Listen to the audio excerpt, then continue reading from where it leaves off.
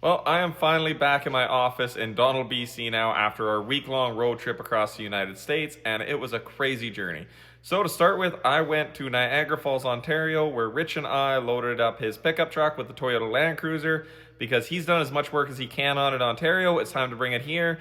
And on the way here, we were going to stop by the customer, show them the progress, make sure that they're happy with it before we move on to the next step.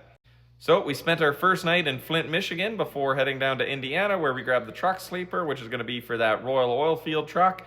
Then we headed off towards Gary, Indiana, where we stopped for lunch. I wouldn't recommend Gary, Indiana. It wasn't the nicest place, sorry. But then we drove across Iowa. We stopped at the I-80, the world's largest truck stop, and we got to see the trucking museum. The trucking museum was definitely, absolutely worth the stop. Highly recommend it. From there, we drove across Nebraska and looked at cornfields for 2 days. Not as exciting, wouldn't recommend it as much, but we got to see the Golden Spike Rail Tower and looked at a railway shunting yard. That was pretty cool. We learned about orphan trains. That was pretty sad. And then we drove into Colorado. Then we had a perfect example of why I'm so against planned obsolescence and so for right to repair, because we had weird power issues with the GMC. We were getting almost like a D rate, and we were getting the weirdest fault codes like, please roll down and then roll up driver window. What does that have to do with me losing power?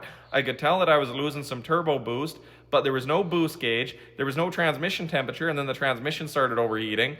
But I couldn't get any exhaust gas temperature, turbo boost, transmission temperature. The truck knows all the information, it just wouldn't display it to us. So we had to go to a GMC dealership.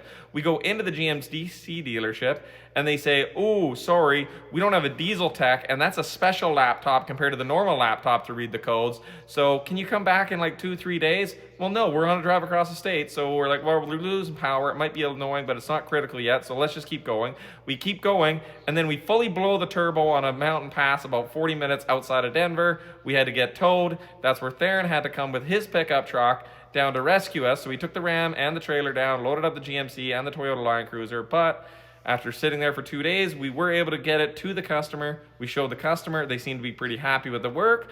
They're said to go on to the next step and hopefully have it finished by mid-August if we can. From there, we did a quick stop at Salt Lake City where we got to see the Toyota Land Cruiser Museum. I highly recommend it if you like Land Cruisers. Definitely worth the stop. It's not very far off the highway. And there is semi-truck parking, so if you're cruising with a semi-truck, you could park a semi-truck and see the Land Cruiser. 10 out of 10 recommend. Then finally, after a week on the road, we got her back in Donald. Now it's time to take the next steps and start building the Land Cruiser. But all in all, it was a great drive. And did learn a couple things. People in the middle of the United States are some of the nicest people I have ever met, but their truck stop food is some of the worst food I have ever had.